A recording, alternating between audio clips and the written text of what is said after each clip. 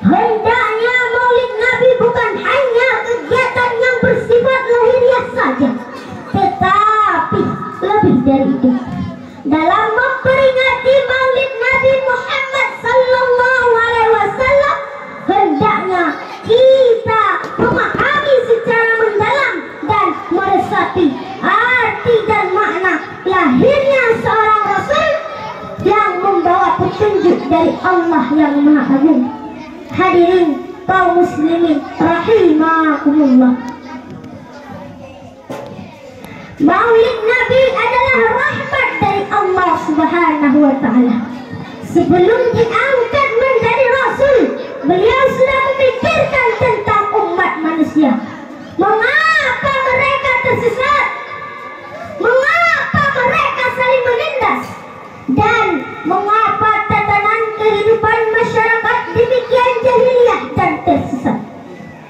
Setelah diangkat menjadi Rasul, beliau senantiasa berjuang untuk menyelamatkan umatnya dari kejahiliahan dan kesesatan yang bisa menjebloskan mereka masuk neraka.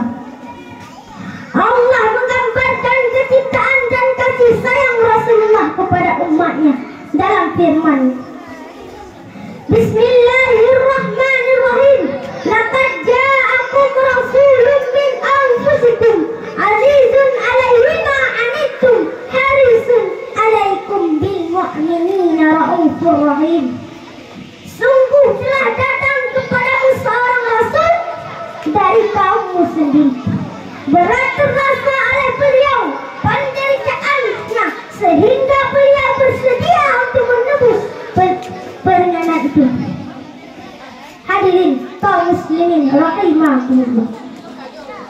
Misalnya sakaratul maut yang demikian sakit saat menjelang wafat, putri beliau Fatimah radhiyallahu anha bertanya, apakah sakaratul maut sakit ya Rasulullah? Rasulullah justru meminta kepada Allah agar sakitnya sakaratul maut ditanggung oleh beliau.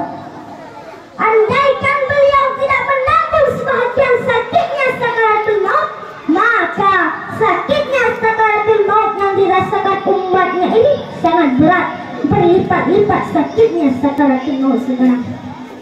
Hadirin kaum muslimin rahimakumullah, maka demi meringankan penderitaan itu, maka beliau menanggung semuanya itu.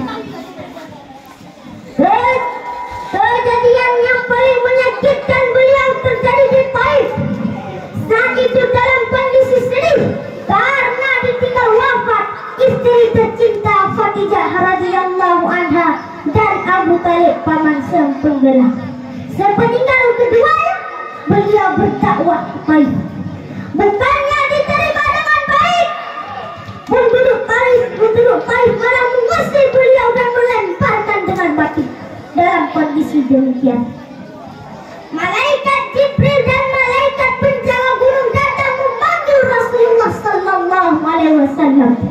Wahai Rasulullah, Allah sudah mengetahui perlakuan penduduk Taif terhadapnya. Apakah engkau mau aku timpakan dua gunung ini kepada mereka? Kata malaikat penjaga gunung. Apa jawab Rasulullah? Tidak. Justru aku berharap keturunan mereka akan menyembah Allah dan tidak menyekutukannya. Hadirin kaum muslimin rahimakumullah, Masya Allah, inilah akhlak agung Rasulullah sallallahu alaihi wasallam. Rasulullah tidak suka umatnya diazabkan. Rasulullah maunya umatnya mendapat hidayah dan masuk surga bersama-sama. Karena beliau ada menyimpan doa pamungkas sebagai syafaat di akhirat kelak. Ketika orang-orang kepanasan, kehausan, ketakutan di padang mahsyar nanti, Rasulullah memanggil umatnya untuk diberi minum dari telaga Kausar beliau. Orang yang setelah minum di telaga Kausar beliau tidak akan haus selama-lamanya. Hadirin kaum muslimin rahimakumullah. Dan di saat manusia bingung mengharap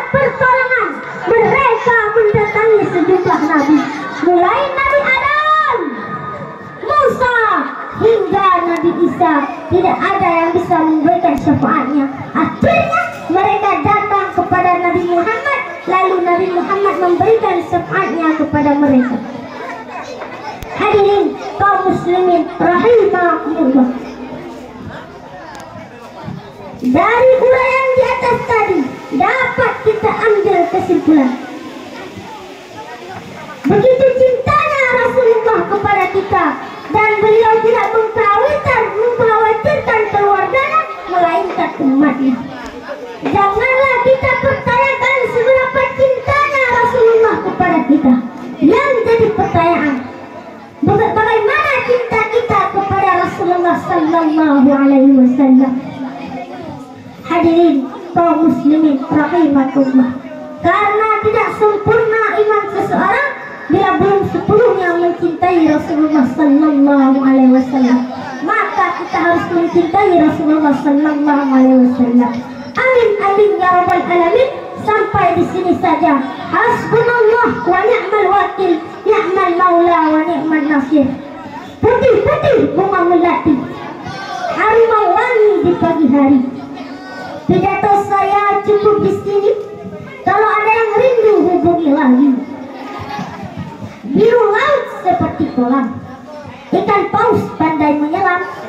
Dari lubuk hati yang paling dalam, saya tutup pidato dengan salam.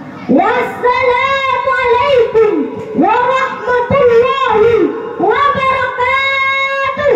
Waalaikumsalam warahmatullahi wabarakatuh. Ya, yang mulia untuk